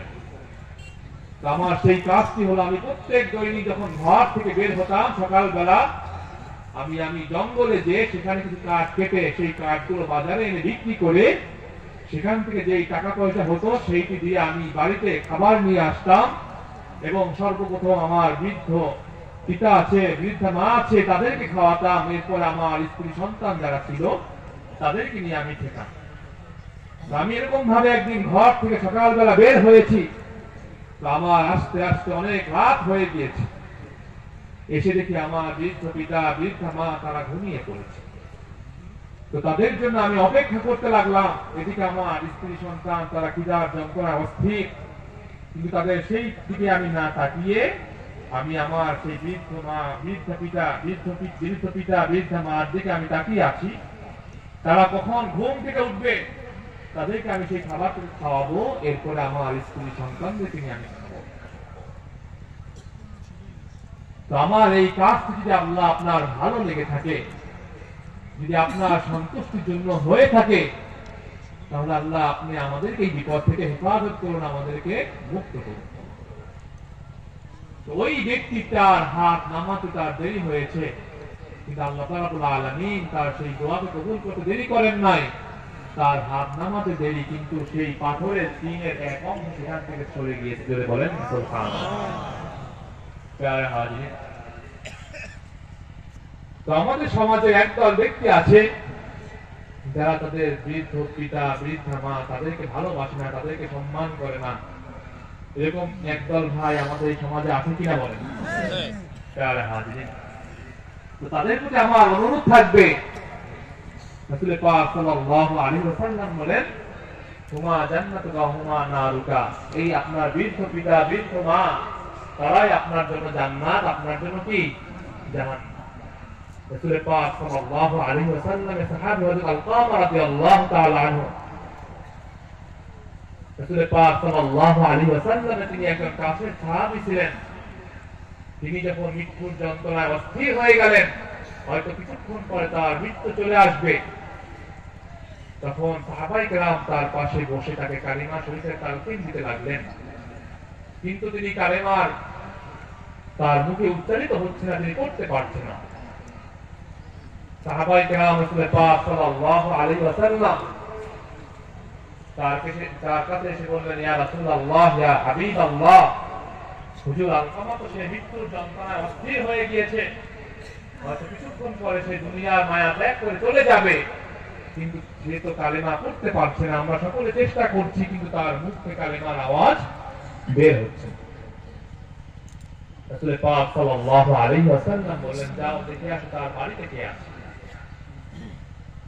সাহাবায়ে কেরাম যে দেখতে পেলেন তার বাড়িতে একজন বৃদ্ধা মহিলা আছে। রাসূল পাক সাল্লাল্লাহু আলাইহি ওয়াসাল্লামের কাছে এসে যখন এই সংবাদটুকু দেওয়া হলো, রাসূল পাক সাল্লাল্লাহু আলাইহি ওয়াসাল্লাম বললেন, যাও সেই মহিলাকে যে খবর দিয়ে নিয়ে আসো। সেই মহিলা রাসূল পাক সাল্লাল্লাহু আলাইহি ওয়াসাল্লামের কাছে আসলেন, বলেন, ইয়া রাসূলুল্লাহ, ইয়া হাবিবাল্লাহ, ইয়া নবী আল্লাহ, হুজুর আপনি আমাকে ডেকেছেন। তখন রাসূল পাক সাল্লাল্লাহু আলাইহি ওয়াসাল্লাম বললেন, আলকামা আপনার কি হয়? তখন বললেন, হুজুর আলকামা আমার সন্তান। আলকামা সে কিরকম ছিল? তখন আলকামার মা বলল, হুজুর আলকামা সে অনেক ভালো মানুষ ছিল, সে মানুষের সঙ্গে সুন্দর আচরণ করত, ভালো ব্যবহার করত, সৎ আচরণ করত, সে তাহাজ্জুদ নামাজ পড়তো, সে মানুষদেরকে দান করত, সদকা করত, সে অনেক ভালো মানুষ ছিল। রাসূল পাক সাল্লাল্লাহু আলাইহি ওয়াসাল্লাম বললেন, আলকামা তো ভালো মানুষ ছিল আমি জানি, কিন্তু তার মার সঙ্গে তার আচরণ কিরকম ছিল? তখন তার মা, তিনি তার দুচোখ দিয়ে পানি বেয়ে বেয়ে পড়ছে, তিনি কেঁদে ফেললেন। তিনি বললেন, ইয়া রাসূলুল্লাহ, ইয়া হাবিবাল্লাহ, হুজুর আলকামা অনেক ভালো ছিল, কিন্তু তার মার সঙ্গে তার আচরণ সুন্দর ছিল। রাসূল পাক সাল্লাল্লাহু আলাইহি ওয়াসাল্লাম বললেন, সাহাবায়ে কেরামদেরকে, যাও তুমি একটি আগুনের কুণ্ডলী করো, এবং সেই আগুনের কুণ্ডলী করে সেখানে আলকামাকে কি করো? নিক্ষেপ করো। তখন তার মা কেঁদে ফেললেন। তিনি বললেন, ইয়া রাসূলুল্লাহ, ইয়া হাবিবাল্লাহ, হুজুর আলকামাকে যদি আপনি আগুনে নিক্ষেপ করেন, সে তো আগুনে সে পুড়ে সে মরে যাবে, তার যে কষ্ট হবে, আমি মা হয়ে সেই কষ্ট সহ্য করতে পারব না। তখন রাসূল পাক সাল্লাল্লাহু আলাইহি ওয়াসাল্লাম বললেন, আলকামা তো সে দুনিয়ার সামান্য আগুনে সে কষ্ট পাবে, যখন সে কবরে চলে যাবে তখন সেখানে যে আগুনে সে আযাব পাবে, সেই কষ্টকে আপনি সহ্য করতে পারবেন? তখন আলকামার মা তিনি বুঝতে পারলেন, তিনি সঙ্গে সঙ্গে বলেন, ইয়া রাসূলুল্লাহ, ইয়া হাবিবাল্লাহ, হুজুর আমার ভুল হয়ে গিয়েছে, আমি আলকামার প্রতি আমার বিন্দু পরিমাণ কোনো কষ্ট নেই, আমি আলকামাকে মাফ করে দিয়েছি। বলেন সুবহানাল্লাহ। রাসূল পাক সাল্লাল্লাহু আলাইহি ওয়াসাল্লাম সাহাবায়ে কেরামদেরকে পাঠালেন, যাও দেখে আসো আলকামার কি অবস্থা। আলকামার মা তাকে মাফ করতে দেরি হয়েছে, কিন্তু আলকামার মুখ থেকে তার কালেমার আওয়াজ বের হতে বিন্দু পরিমাণ দেরি হয় না। যদি বলেন না সুবহানাল্লাহ। আলকামা করতে কালেমা তাইয়্যিবা লা ইলাহা ইল্লাল্লাহু মুহাম্মাদুর রাসূলুল্লাহ সাল্লাল্লাহু আলাইহি ওয়াসাল্লাম। প্রিয় হাজির, সেজন্য বলি আমরা আমাদের মার সঙ্গে সুন্দর আচরণ করব, ভালো আচরণ করব। হয়তো দেখা যায় আপনার মা বৃদ্ধ হয়ে গিয়েছে, অথবা আপনার বাবা তার অনেক বয়স হয়ে গিয়েছে, হয়তো অনেক সময় আপনার কাছে মনে হয় এই জিনিসটা কঠিন মনে হচ্ছে, কিন্তু তারাও তো আপনার জন্য এক সময় অনেক কষ্ট করেছেন, কি বলেন ঠিক কিনা? তো আমাদেরকে আমাদের পিতা মাতাকে আমাদের সম্মান করা, ভালোবাসার প্রয়োজন আছে কিনা বলেন? রাসূল পাক সাল্লাল্লাহু আলাইহি ওয়াসাল্লাম বলেন, পূর্বকার জামানায় একজন দরবেশ ছিল, একজন আবেদ ব্যক্তি ছিল, যার নাম ছিল জুরায়েজ। ওই আবেদ ব্যক্তি তিনি সব সময় আল্লাহ পাক রব্বুল আলামিনের ইবাদতে মশগুল থাকতেন। তিনি সব সময় নামাজ পড়তেন, তিনি সব সময় জিকির করতেন, তিনি সর্বদা তার জীবনকে তিনি ইবাদতের জন্য তিনি নিয়োজিত করেছেন। তার মা, তিনি একদিন নামাজ পড়তেছিলেন, তার মা তাকে বাহির থেকে ডাক দিচ্ছে, জুরায়েজ বলে তাকে ডাকছে, কিন্তু তিনি ডাক, তার আওয়াজে, তার গলার আওয়াজ বের হচ্ছে, অর্থাৎ তিনি তার ডাকের জবাব দিতে পারছেন না, কারণ তিনি নামাজে ছিলেন। তিনি চিন্তা করলেন, আমি কি আমার নামাজ ছেড়ে দিয়ে আমার মার ডাকে আমি সাড়া দিব, নাকি আমি নামাজের রত থাকবো? এরকম ভাবে তিনি দেখে গেলেন, কিন্তু তার মার ডাকের আওয়াজ সে সাড়া দিচ্ছে না। দ্বিতীয় দিন আবার আসলেন, আবার তাকে ডাকলেন, তিনি ওই দিন নামাজ পড়তেছিলেন, তার মা তাকে সাড়া দিতে সে পারলেন না। তৃতীয় দিন যখন আবার আসলো, আবার ডাকলো, সেদিন তিনি তার মা তাকে সাড়া দিতে পারে নাই। তখন তার মা অনেক কষ্ট, তিনি বরদোয়া করলেন। তিনি বললেন, আল্লাহ, আপনি এই জুরায়েজের যখন মৃত্যু হবে, অন্তত তার মৃত্যুর আগে সে যেন একজন ব্যভিচারিণী মহিলার সাক্ষাৎ না পেয়ে তার যেন মৃত্যু না হয়। যদি বলেন না, নাউযুবিল্লাহ। হঠাৎ করে একদিন সেই জুরায়েজের বাড়িতে এক মহিলা আসলো, তাকে এসে বিভিন্ন ধরনের কথা বলতে লাগলো, কিন্তু জুরায়েজ তার কথায় কোনো মন না দিয়ে তিনি তার দিকে তাকালেন না এবং তার কথা তিনি শুনলেন না, কোনো জবাব দিলেন না। ওই মহিলা ওখানে ব্যর্থ হয়ে তিনি যখন চলে গেলেন, তার যাওয়ার রাস্তার মাঝখানে তার সঙ্গে একজন রাখালের সঙ্গে সাক্ষাৎ হলো। তখন সেই রাখালের বাড়িতে যখন গেল, তার সঙ্গে তিনি খারাপ কাজে লিপ্ত হলেন। তো তার পেটে বাচ্চা আসলো, যখন সেই বাচ্চা দুনিয়াতে ভূমিষ্ঠ হয়েছে, তখন মানুষটা তাকে ধরলো, জিজ্ঞাসা করলো, জুরায়েজ অর্থাৎ জিজ্ঞাসা করলো এই বাচ্চা কার, তার পরিচয় কি? তাদেরকে বললো, এই বাচ্চার বাবা হলো অমুক জায়গার অমুক, তিনি হলো এই বাচ্চার বাবা। তখন ওই আবেদ ব্যক্তিকে ধরে নিয়ে আসলো, তাকে জিজ্ঞাসা করা হলো, তিনি বললো যে এই বাচ্চা আমার নয়, কিন্তু তিনি বিশ্বাস করেন। তখন ওই জুরায়েজ বলল, সুযোগ দাও, এরপর আমি তোমাকে প্রমাণ করে দিচ্ছি। তিনি দুরাকাত নামাজ পড়ে আল্লাহ পাক রব্বুল আলামিন দোয়া করলেন। দোয়া করে ওই বালকটিকে জিজ্ঞাসা করলো, অর্থাৎ ওই নবজাতক শিশুকে জিজ্ঞাসা করলো যে তোমার বাবা, তোমার বাবার পরিচয় তুমি দাও। ওই নবজাতক 2 দিনের শিশু, তিনি বললো যে অমুক জায়গার অমুক রাখাল আছে। আমার এই কথা বলার উদ্দেশ্য হলো, ওই আবেদ ব্যক্তি অর্থাৎ সেই জুরায়েজ, তার মা তাকে যে বদদোয়া করেছে, ঠিকই তার বদদোয়া সেই সম্মুখীন হয়েছে কিনা বলেন। কিন্তু আল্লাহ পাক রব্বুল আলামিন ওই জুরায়েজ তার নেক আমল থাকার কারণে, অর্থাৎ সে ভালো কাজ করার কারণে, সে নামাজ পড়ার কারণে, ভালো কাজ করার কারণে আল্লাহ পাক রব্বুল আলামিন তাকে এই বিপদ থেকে, এই অপবাদ থেকে আল্লাহ তাআলা তার এই আমলের বদলে আল্লাহ তাআলা তাকে হেফাজত করেন। ঠিক কিনা? প্রিয় হাজিরিন, তো আমরা আমাদের পিতা মাতার সঙ্গে সুন্দরভাবে কথা বলবো।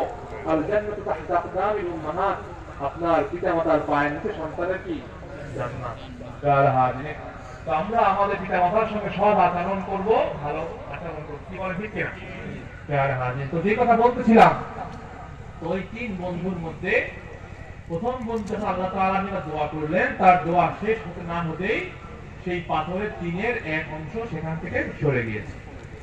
তো দ্বিতীয় বন্ধু আল্লাহ পাক রব্বুল আলামিন দোয়া করলেন, আল্লাহ, আমি জীবনে খারাপ কাজ করেছি, অনেক জেনা ব্যভিচারে লিপ্ত হয়েছি। আমার একজন চাচাতো বোন ছিল, তার সঙ্গে বিভিন্ন সময় বিভিন্ন ভাবে আমি খারাপ কাজে লিপ্ত হওয়ার চেষ্টা করেছি, কিন্তু সে আমাকে কখনো সুযোগ দেয় নাই। কিন্তু আমাদের একবার এখানে দুর্ভিক্ষ লেগেছিল, তখন আমার চাচাতো বোন আমার কাছে সামান্য কিছু টাকা ধার চেয়েছিল, কিন্তু আমি তাকে শর্ত দিয়েছি, তুমি যদি আমার সঙ্গে খারাপ কাজে লিপ্ত হতে পারো, তাহলে আমি তোমাকে সেই টাকা ধার দিব, তা না হলে দিব না। তো সে নিরুপায় হয়ে আমার সঙ্গে সেই খারাপ কাজ করার জন্য সে রাজি হয়েছে। পরবর্তী যখন তার সঙ্গে আমি খারাপ খাওয়ান পরে যা মনে তখন সে আমাকে ডাক দিয়ে বলল, ভাই আল্লাহ কবুল করলেন, ভয় করেন, আপনি আল্লাহ তো হ্যাঁ কইলি তো মুখ আমি এই কথা শুনে সঙ্গে সঙ্গে সেখান থেকে বের হয়ে এসেছি এবং সে আমার কাছে যেই টাকা ধার চেয়েছিল তাকে আমি সেই টাকা সম্পূর্ণ দিয়ে দিয়েছি। তার কাছে কোনো তার বিনিময় কোনো টাকা আমি চাইনি। যদি আমার এই কাজটা আল্লাহ আপনার ভালো লেগে থাকে তাহলে এই ওসিলা আল্লাহ আজকে আপনি আমাদেরকে বিপদ থেকে হেফাজত করুন। ওই ব্যক্তিটা দোয়া শেষ হতে না হতেই সেই পাথরের দুলের বাকি এক অংশ সেখান থেকে সরে গেছে। যদি বলেন না তো ধান।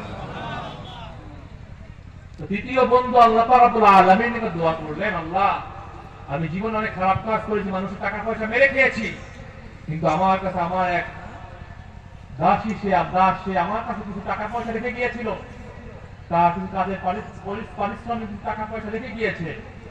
সে দীর্ঘদিন পরে এসে আমাকে বলল, মনির আমি আপনার কাছে টাকা পয়সা রেখে গিয়েছিলাম, সেইগুলো আপনি আমাকে বুঝিয়ে দেন। তখন আমি সেই দাসীকে বললাম যে আমার এই সামনে তুমি যা দেখছো সমস্ত সম্পদ তুমি চাইলে নিয়ে যেতে পারো। তখন আমার দাসী আমাকে নমস্তে বলল, মনির আপনি পাগল হয়ে গিয়েছেন, আপনার কি মাথা খারাপ হয়ে গিয়েছে? আমি আপনার কাছে সামান্য পরিমাণ টাকা পয়সা রেখে গিয়েছিলাম, কিন্তু এটা তো এত কিছু হতে পারে না। তখন সেই মনির তাকে বলল, তোমার এই টাকা দিয়ে আমি ব্যবসা বাণিজ্য করেছি, আজকে তুমি যা দেখছো সমস্ত কিছু তোমার টাকার বিনিময়ে চাও তুমি নিয়ে যেতে পারো, আর যদি না চাও তাহলে তা রেখে যেতে পারো। তখন সেই দাসী তার সমস্ত সম্পদ নিয়ে গিয়েছে। আমি রাস্তার ফকির হয়ে গিয়েছিলাম, আমি যদি চেতাম তার সামান্য যে টাকা পয়সা আছে তাকে বুঝিয়ে দিয়ে আমি এই সমস্ত সম্পদ আমি রেখে দিতে পারতাম, সেটা করি নাই। যদি আল্লাহ আপনার এই কাজ আপনার ভালো লেগে থাকে তাহলে আপনি আমাদেরকে এই বিপদ থেকে নিতে। তখন আল্লাহ রাব্বুল আলামিন তার হাত নামাতে দেরি, কিন্তু সেই পাথরের বাকি অংশ সেখান থেকে সরতে আর দেরি হয় না। বলেন না সুবহানাল্লাহ। আমি যা বলতে চাচ্ছি সেটা হলো, আমাদের যে কোনো কাজ আমরা যেটাই করবো একমাত্র লিল্লাহি রাব্বিল আলামিন আল্লাহ তাআলার সন্তুষ্টির জন্য করবো। কি বলেন ঠিক কিনা? দুনিয়াবি কোনো উদ্দেশ্য নিয়ে আপনি নামাজ পড়েন, আপনি যাতে পাক সাল্লাল্লাহু আলাইহি ওয়াসাল্লামকে মহব্বত করেন, ভালোবাসেন, আপনি যদি দুনিয়াতে মানুষের মাঝে সমাজের বড় বড় ভালো উন্নয়নমূলক কাজ করেন, কিন্তু আপনার অন্তরে ভিন্ন চিন্তা আছে, তাহলে কি আপনার এই কাজ কোন কাজে আসবে? বলেন, এই নেক আমল কোন কাজে আসবে? বলেন, ইন্নাল্লাহা লা ইয়ানজুরু ইলা সুওয়ারিকুম ওয়া আমওয়ালিকুম ওয়ালাকিন ইয়ানজুরু ইলা কুলুবিকুম ওয়া আমালিকুম। আল্লাহ পাক রব্বুল আলামিন কাল কিয়ামতের ময়দানে আপনার চেহারা, অর্থ, সম্পদ, আপনার সমাজের আপনি অবস্থাশালী মানুষ, আপনার দেখতে সুন্দর, আপনার চেহারা ফর্সা, অমুকের চেহারা কালো, এইগুলো আল্লাহ তাআলা বিচার করবেন না। আল্লাহ রাব্বুল আলামিন বিচার করবেন বান্দার আমল দেখে, কুলুবিকুম ওয়া আমালিকুম। বান্দা যে আমলটা করেছে তার অন্তরে তার কি নিয়ত ছিল, তার উদ্দেশ্য কি ছিল। ইন্নামাল আমালু বিন্নিয়াত। তো আমাদের উদ্দেশ্য অনুযায়ী আমরা সেইভাবে ফলাফল ভোগ করব। আমরা মুখে মুখে বললাম যে আমরা আশিকে রাসূল, কিন্তু আমার অন্তরে যদি আশিকে রাসূলের বিন্দু পরিমাণ কোনো ছিটা না থাকে তাহলে কি এই আশিকে রাসূল বলার কোনো মানে আছে? বলেন, আপনি মুখে মুখে বললেন আপনি রাসূলকে মহব্বত করেন, ভালোবাসেন, কিন্তু আপনার কাজে যদি সেই মহব্বত, ভালোবাসার সেই জিনিসটা ফুটে না আসে তাহলে কি আপনার এই ভালোবাসার কোনো মানে আছে? বলেন। তাহলে দেখা যায় আমরা নির্দিষ্ট সময় কিছু সময় আমরা রাসূল পাক সাল্লাল্লাহু আলাইহি ওয়াসাল্লামের বিভিন্ন বিষয় নিয়ে আমরা তার আলোচনা শুনে থাকি। রাসূল পাক সাল্লাল্লাহু আলাইহি ওয়াসাল্লাম বিভিন্ন দিক আমরা শুনে থাকি, কিন্তু আমরা সেটা সেখানেই শুনলাম, কিন্তু যদি আমরা সেটা আমল করতে না পারি, সেখানে চলতে না পারি, তাহলে কি এইগুলো শোনার কোনো মানে আছে? বলেন। যারা হাজির, তো আল্লাহ রাব্বুল আলামিন তার বান্দাদের জন্য আল্লাহ তাআলা সুন্দর পথ দেখিয়েছেন কি?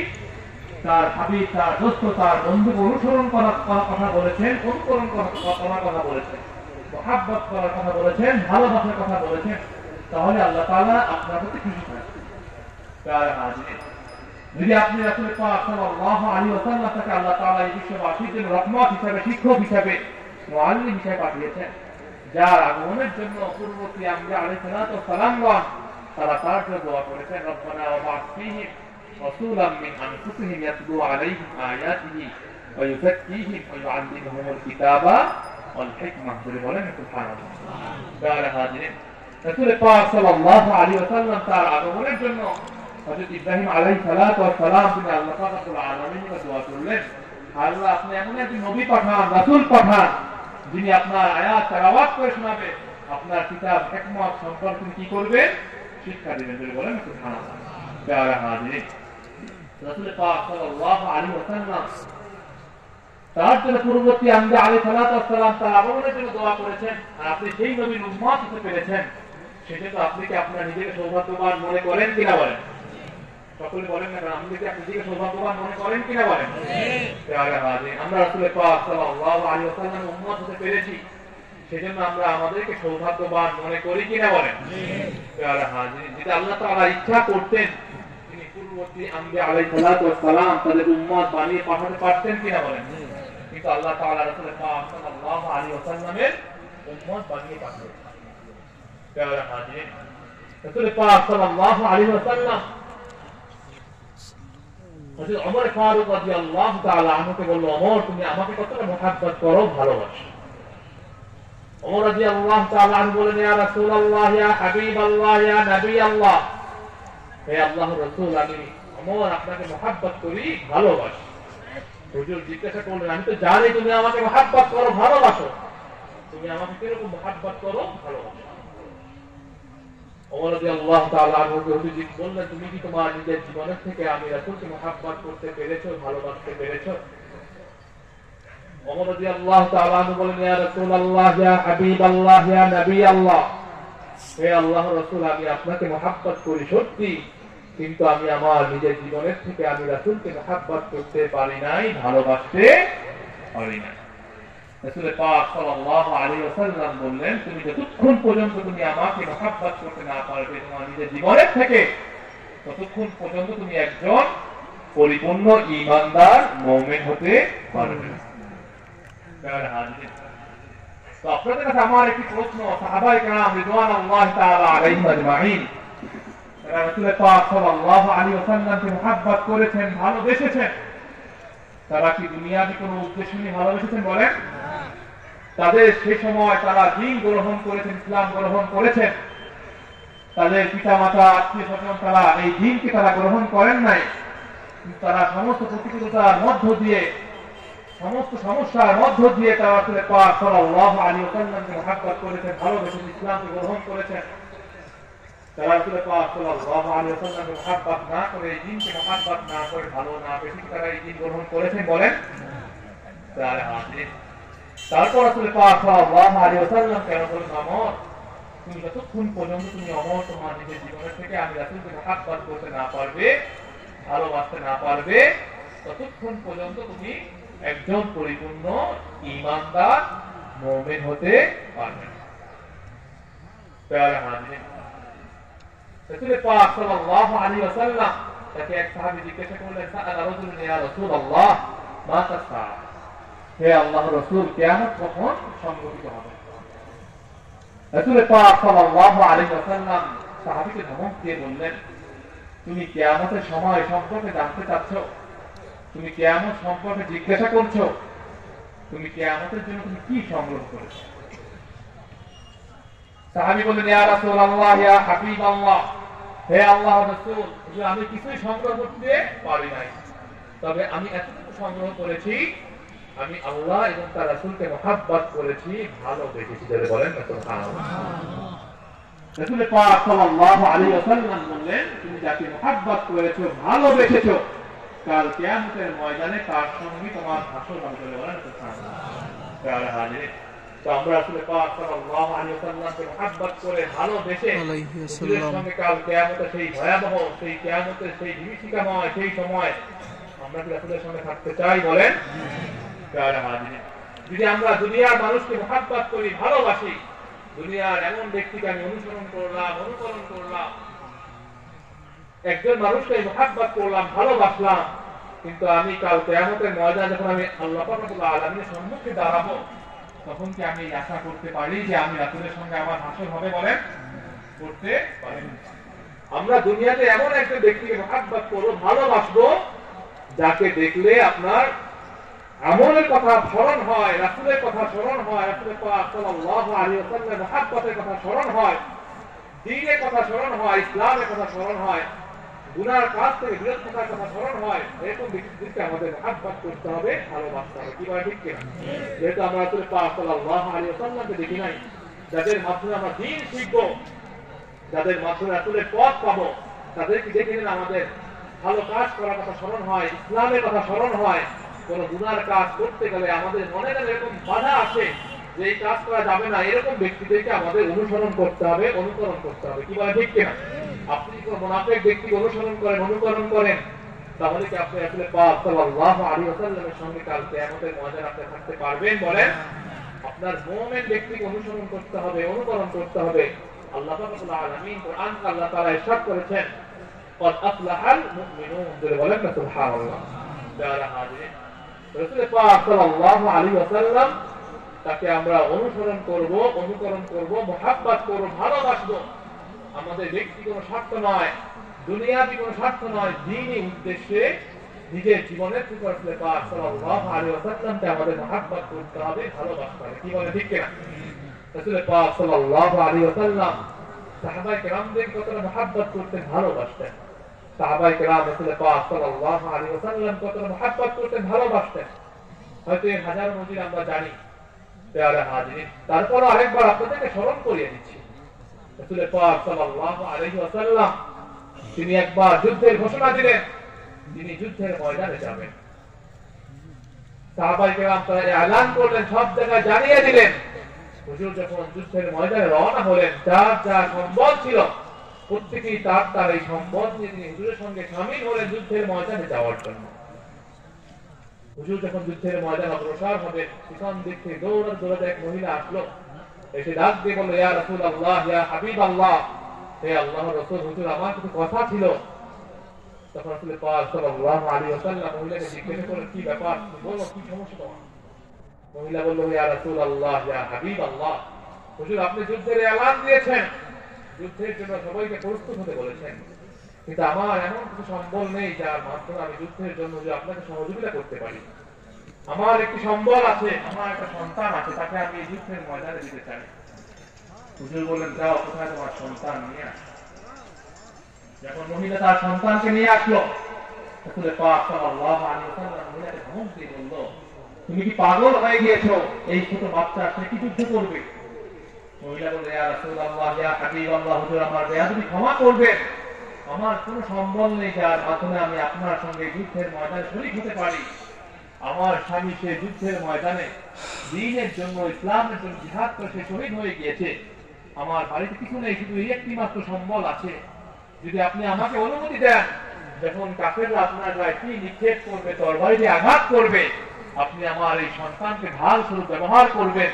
যখন আমার এই সন্তান শহীদ হয়ে যাবে, কাল কিয়ামতের ময়দানে যখন আল্লাহ পাক রব্বুল আলামিন আমাকে ডাকবেন, জিজ্ঞাসা করবেন, তখন যেন আমি আল্লাহ পাক রব্বুল আলামিনের সম্মুখে দাঁড়িয়ে বলতে পারি, আল্লাহ আমার এমন কিছু আমল নেই, ভালো কাজ নেই, তবে আমি এতটুকু করেছি আপনার দ্বীনকে জিন্দা রাখার জন্য, ইসলামের ঝান্ডাকে উদ্দিন রাখার জন্য। আমি আমার স্বামীকে দ্বীনের জন্য আমি দিয়ে দিয়েছি, আমার স্বামী সে দ্বীনের জন্য শহীদ হয়েছে, ইসলামের জন্য শহীদ হয়েছে। আমার সন্তানকে দ্বীনের জন্য, ইসলামের জন্য আমি দিয়ে দিয়েছি, তারা ইসলামের জন্য শহীদ হয়েছে। আমি এতটুকু আল্লাহ পাক রব্বুল আলামিন বলতে পারি, হুজুর আমাকে এতটুকু আমাকে সুযোগ করে দেন। বলেন না সুবহানাল্লাহ। তো তাদের রাসূল পাক সাল্লাল্লাহু আলাইহি ওয়াসাল্লামের কতটা মহব্বত ছিল, ভালোবাসা। রাসূল পাক সাল্লাল্লাহু আলাইহি ওয়াসাল্লাম তিনি একবার একটি পথ হেঁটে যাচ্ছিলেন, হুজুর দেখতে পেলেন এক লোক দূরে বসে আছে। তার পিছন দেখতে হুজুর আস্তে আস্তে করে যে তার দু হাত দিয়ে হুজুর তার দু চোখকে চেপে ধরলেন। যদি বলেন না সুবহানাল্লাহ। তখন সেই লোক সে বিরক্ত হয়ে গেল, সে বারবার বলল, কে তুমি আমার চোখকে চেপে ধরেছো, আমার চোখকে তুমি ছেড়ে দাও। তখন রাসূল পাক সাল্লাল্লাহু আলাইহি ওয়াসাল্লাম তার চোখ ছাড়ছে না। তখন সেই লোক বলল, তুমি যদি আমার চোখ ছেড়ে না দাও, তাহলে আমি আগামীকাল রাসূল পাক সাল্লাল্লাহু আলাইহি ওয়াসাল্লামের দরবারে গিয়ে তোমার সম্পর্কে আমি বিচার দেব, নালিশ দেব। যদি বলেন না সুবহানাল্লাহ। সে যার কাছে বিচার দিবে সেই রাহমাতুল্লাহ আলামিন স্বয়ং তার দু হাত দিয়ে, তার হাত মোবারক দিয়ে ওই লোকের চোখকে চেপে ধরেছে। বলেন না সুবহানাল্লাহ। রাসূল পাক সাল্লাল্লাহু আলাইহি ওয়াসাল্লাম যখন দেখতে পেলেন ওই লোকটি একটু বিরক্ত হয়ে যাচ্ছে, তখন হুজুর তার হাতটিকে হালকা করলেন, অর্থাৎ তার হাত দিয়ে যে চোখ ধরে চেপে ধরেছিলেন তার হাতটিকে হালকা করলেন, এবং সেই লোকটি হুজুর তার গলার আওয়াজ পরিবর্তন করে তাকে জিজ্ঞাসা করলেন, তুমি কি আমাকে চিনতে পারছো?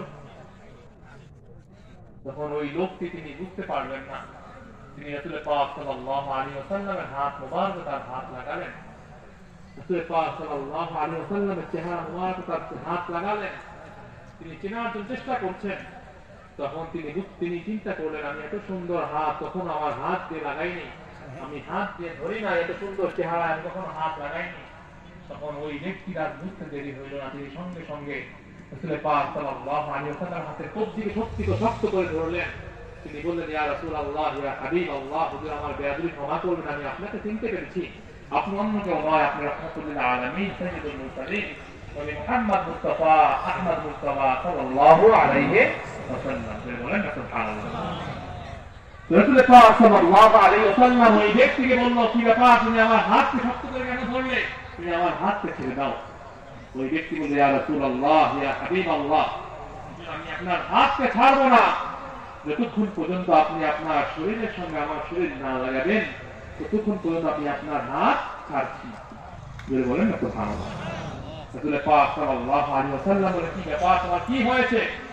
তখন সেই সাহাবী বলল, ইয়া রাসূলুল্লাহ, ইয়া হাবিবাল্লাহ, হুজুর কাল কিয়ামতের ময়দানে যখন আল্লাহ রাব্বুল আলামিন আমাকে ডাকবেন, জিজ্ঞাসা করবেন, আমার তেমন কোনো আমল নেই যার মাধ্যমে আমি পার হতে পারি, অর্থাৎ আল্লাহ রাব্বুল আলামিনের সম্মুখে আমি যখন দাঁড়াবো, আমার এমন কোনো আমল নেই যে আমলের মাধ্যমে আমি পার হতে পারবো।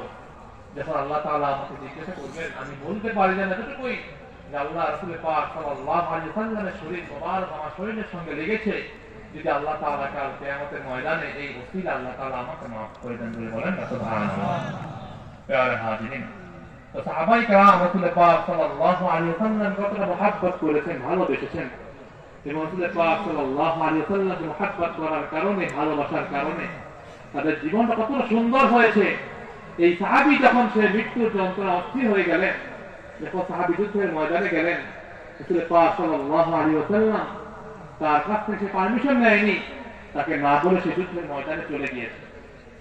রাসূল পাক সাল্লাল্লাহু আলাইহি ওয়াসাল্লাম তিনি দূর থেকে তাকিয়ে দেখছেন, এক লোক তার চেহারা আবৃত করা, চেহারা ঢাকা, সে যুদ্ধের ময়দানে কাফিরদের সঙ্গে সে জিহাদ করছে। তখন হুজুর সাহাবায়ে কেরামদেরকে বললেন, তোমরা কি তাকে চিনতে পারছো? সাহাবায়ে কেরাম বললেন, ইয়া রাসূলুল্লাহ, ইয়া হাবিবাল্লাহ, হুজুর তাকে আমরা চিনতে পারছি না। তখন রাসূল পাক সাল্লাল্লাহু আলাইহি ওয়াসাল্লাম তিনি দীর্ঘ সময় তাকিয়ে বললেন, সে তো অন্য কেউ নয়, আমার আশিক সাআদ আস-সালামী। বলেন সুবহানাল্লাহ। বলে, তার তো আজকে এখানে আসার কথা নয়, সে এখানে কিভাবে আসলো? যখন যুদ্ধ বিরতি নেওয়া হলো, রাসূল পাক সাল্লাল্লাহু আলাইহি ওয়াসাল্লাম বললেন, যাও দেখে আসো সাআদ কোথায়। যখন সাহাবায়ে কেরাম তাকে দেখতে গেল, তখন সাহাবায়ে কেরাম যাকে দেখলেন সে জমিনে পড়ে আছে, তার শরীরে এমন কোনো জায়গা নেই যেই জায়গায় তরবারির আঘাত নেই, এরকম কোনো জায়গা নেই। পুরো শরীর তরবারির আঘাতে পুরো শরীরে এমন কোনো জায়গা নেই যেই জায়গায় তরবারির কোনো আঘাত নেই, এবং তার শরীরে রক্ত দিয়ে পুরো জমিন সবুজ জমিন লাল হয়ে আছে। সাহাবায়ে কেরাম তাকে ধরে নিয়ে আসলে রাসূল পাক সাল্লাল্লাহু আলাইহি ওয়াসাল্লামের সামনে।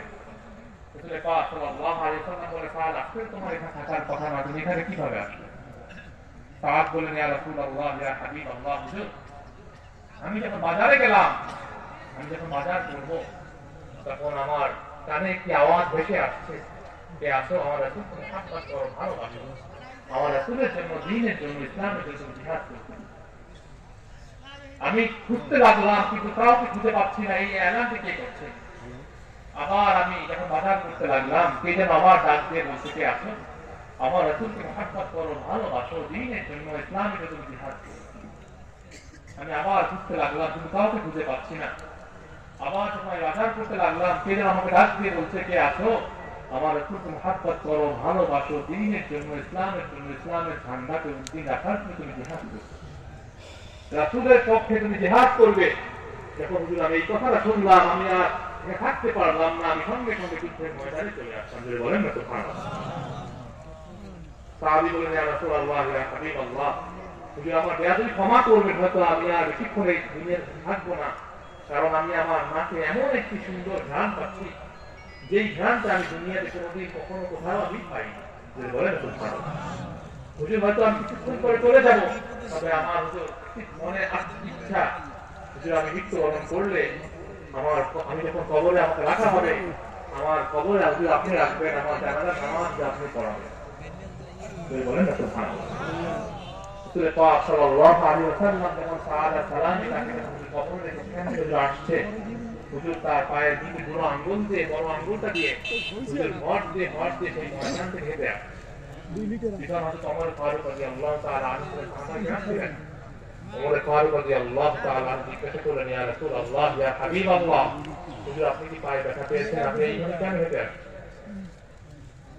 তখন রাসূল পাক সাল্লাল্লাহু আলাইহি ওয়াসাল্লাম বলেন, ওমর, আমি যা দেখতে পাচ্ছি তুমি কি তা দেখতে পাচ্ছ? রাসূল পাক সাল্লাল্লাহু আলাইহি ওয়াসাল্লাম বলেন, আমি দেখতে পাচ্ছি সাহাবা সালামি জানাজায় এই পুরো জমিনে আল্লাহ পাক রব্বুল আলামিন আসমান থেকে এত পরিমাণ ফেরেশতা পাঠিয়েছে, যার মাধ্যমে পুরো জমিন ফেরেশতাদের মাধ্যমে ভরপুর হয়ে গিয়েছে। আমি যে পা দিব এরকম কোন জায়গা আমি খুঁজে পাচ্ছি না। জোরে বলেন না সুবহানাল্লাহ।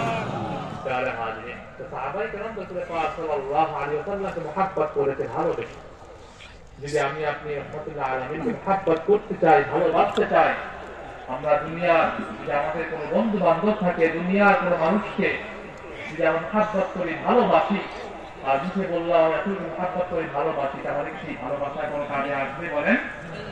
আপনারা যদি আপনি পক্ষান্তরে আপনি মুমিন হতে চান, পরিপূর্ণ ঈমানদার হতে চান, তাহলে আপনার রাসূল পাক সাল্লাল্লাহু আলাইহি ওয়াসাল্লামকে আপনার নিজের জীবনের থেকে বেশি মুহাব্বত করতে হবে, ভালোবাসতে হবে। কি বলে, ঠিক কিনা?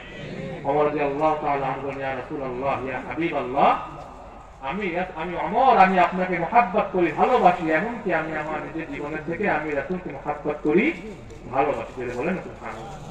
তাহলে হাজির রাসূল পাক সাল্লাল্লাহু আলাইহি ওয়াসাল্লাম তাকে মুহাব্বত করলাম, ভালোবাসলাম, মুখে বললাম, যদি আমাদের সেই জিনিসটা আমাদের কাজে কর্মে ফুটে না আসে, তাহলে কি রাসূলকে মুহাব্বত করা হবে? বলেন। রাসূল পাক সাল্লাল্লাহু আলাইহি ওয়াসাল্লাম তাকে মুহাব্বত করে ভালোবাসলেন, তার সিরাত, সুরাত, তার আদর্শ সমস্ত কিছু আপনাকে দেখলে বোঝা যায়, সেরকম ভাবে আপনার চলতে হবে। কি বলে, ঠিক কিনা? রাসূল পাক সাল্লাল্লাহু আলাইহি ওয়াসাল্লাম তিনি এমন একজন মানুষ ছিলেন, তার আদর্শ কত সুন্দর ছিল, তার চরিত্র কত সুন্দর ছিল। আল্লাহ পাক রব্বুল আলামিন বলেন, লাকাদ কানা লাকুম ফি রাসূলিল্লাহি উসওয়াতুন হাসানাহ। তাহলে হাজির রাসূল পাক সাল্লাল্লাহু আলাইহি ওয়াসাল্লাম তার আদর্শ কত সুন্দর ছিল। রাসূল পাক সাল্লাল্লাহু আলাইহি ওয়াসাল্লাম তিনি একবার একটি পথ ধরে হেঁটে যাচ্ছিলেন, তার গলায় একটি চাদর তিনি পেঁচানো ছিল, পিছন দিকে এক লোক তার চাদর ধরে টান দিলেন, তিনি হাঁটার অবস্থায় তিনি ঘুরে গিয়েছেন। তাহলে হাজির রাসূল পাক সাল্লাল্লাহু আলাইহি ওয়াসাল্লাম তার উচিত ছিল কি ওই ব্যক্তিকে ধমক দেওয়া উচিত ছিল কিনা? বলেন। কিন্তু হুজুর তাকে ধমক না দিয়ে হুজুর তাকে সুন্দরভাবে জিজ্ঞাসা করে, কি ভাই আপনি একটু চান, কিছু বলতে চান? হুজুর তাকে সুন্দর একটি মিষ্টি হাসি দিলেন, তাকে জিজ্ঞাসা করে, আপনার কি দরকার, আপনি আমাকে কেন দেখেছেন, কেন থামিয়েছেন? তাহলে হাজির রাসূল পাক সাল্লাল্লাহু আলাইহি ওয়াসাল্লাম তার আদর্শ এরকম ছিল, তার চরিত্র এরকম ছিল। রাসূল পাক সাল্লাল্লাহু আলাইহি ওয়াসাল্লাম যদি মুহাব্বত করতে চাই, ভালোবাসতে চাই, যদি আল্লাহ পাক রব্বুল আলামিনের সন্তোষ লাভ করতে চাই, কারণ আল্লাহ পাক রব্বুল আলামিনকে পেতে হলে আপনার রাহমাতুল্লাহ আলামিনের মুহাব্বত, ভালোবাসা ছাড়া, তাকে অনুসরণ ছাড়া কি আপনি আল্লাহ তাআলাকে পেতে পারেন? বলেন। রাসূল পাক সাল্লাল্লাহু আলাইহি ওয়াসাল্লাম তার সন্তুষ্টির মাধ্যমে, মুহাব্বতের মাধ্যমে আল্লাহ পাক রব্বুল আলামিনের সন্তুষ্টি লাভ করতে হবে।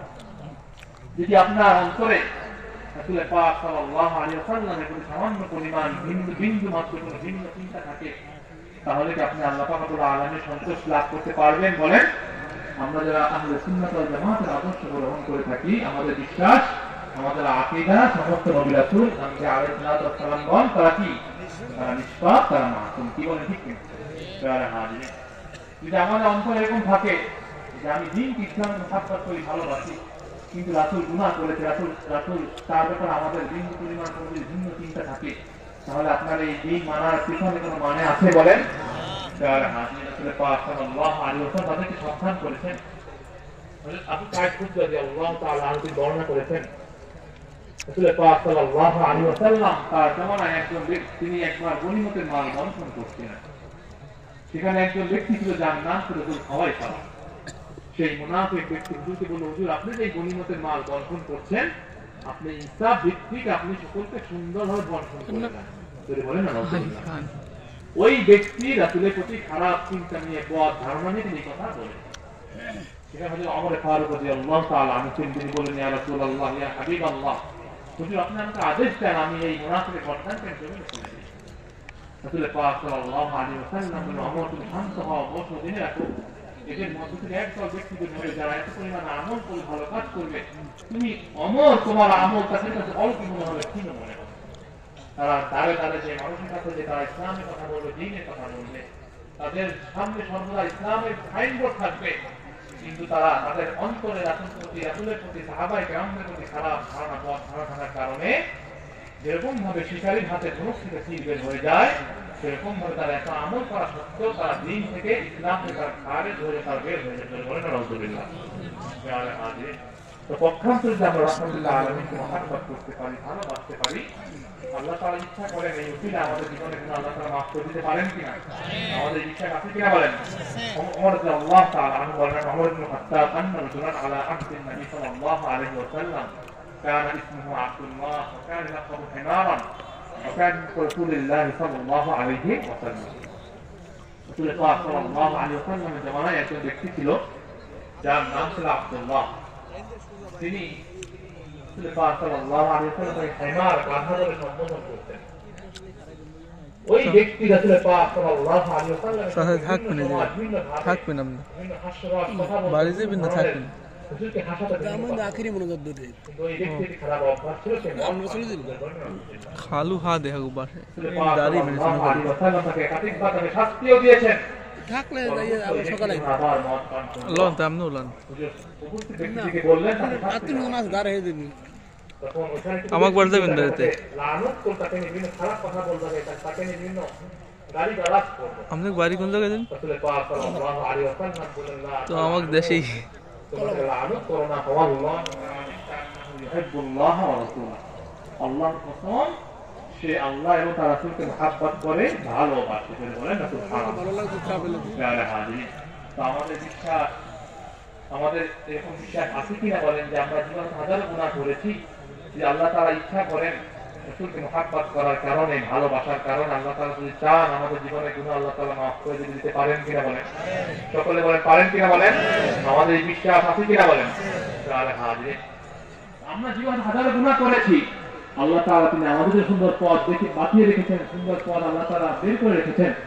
রাসূল পাক সাল্লাল্লাহু আলাইহি ওয়াসাল্লাম বলেন, আরাআইতুম লাউ আন্না নাহারান বিবাদি আহাদিকুম ইয়াগতাসিলু ফীহি কুল্লা ইয়াওমিন খামসান হাল ইয়াবকা মিন দারানিহি শাই قالوا لا يبقى من درنه شيء قال فذلك مثل الصلوات الخمس يمحو الله بهن الخطايا। বলেন সুবহানাল্লাহ।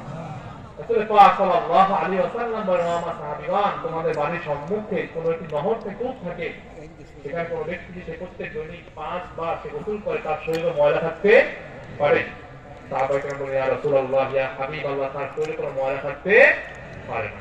ঠিক তেমনি কোন ব্যক্তি সে প্রত্যেক দৈনিক 5 ওয়াক্ত নামাজ পড়ে, তার কোনো গুনাহ বাড়ি নেবেন না? বাড়ি আমি খাইছি, রাসূল পাক সাল্লাল্লাহু বাড়ি লই যাবেন না, আপনি খান।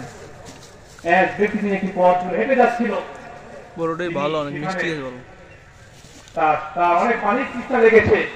তো ওই ব্যক্তি তিনি অস্থির হয়ে গেলেন পানির তৃষ্ণা, তিনি সামনে দেখতে পেলেন, তার সামনে কূপ দেখতে পেলেন, সেই কূপের থেকে পানি খেয়ে তার পানির তৃষ্ণা নিবারণ করলো। ওই ব্যক্তির সামনে তাকিয়ে দেখেন তার সামনে একটা কুকুর বসা, তার পানির তৃষ্ণার কারণে সে জিহ্বা দিয়ে জমিয়ে নাড়াচাড়া করতে থাকে। ওই ব্যক্তি বুঝতে পেরেছে, সঙ্গে সঙ্গে সেই কূপ থেকে পানি উঠিয়ে যখন ওই কুকুরকে খাওয়ানোর সঙ্গে সঙ্গে ওই কুকুর তার পানির তৃষ্ণা নিয়ে গেল।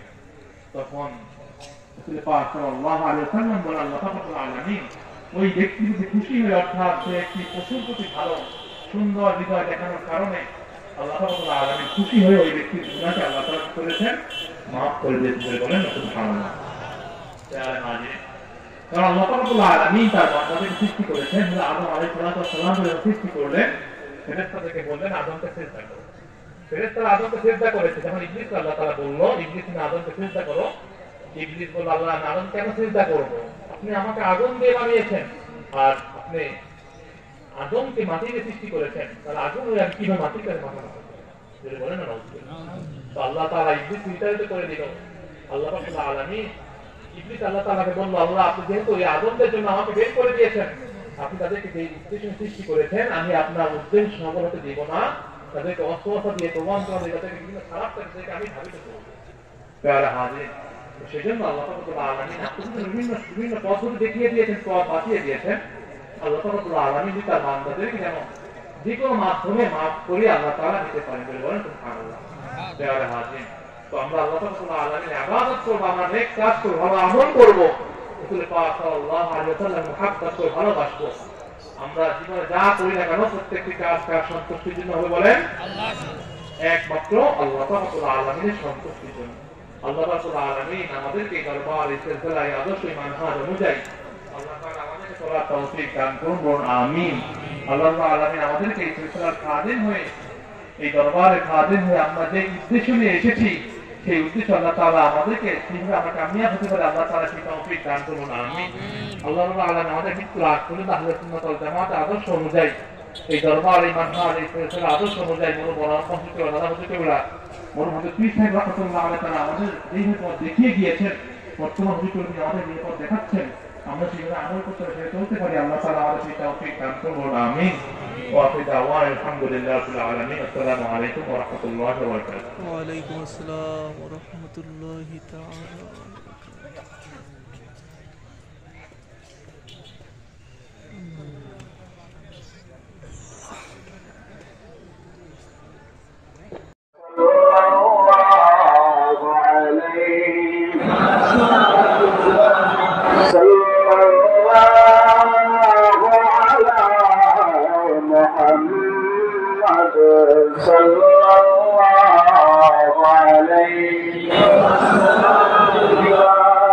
Ya Nabi, salam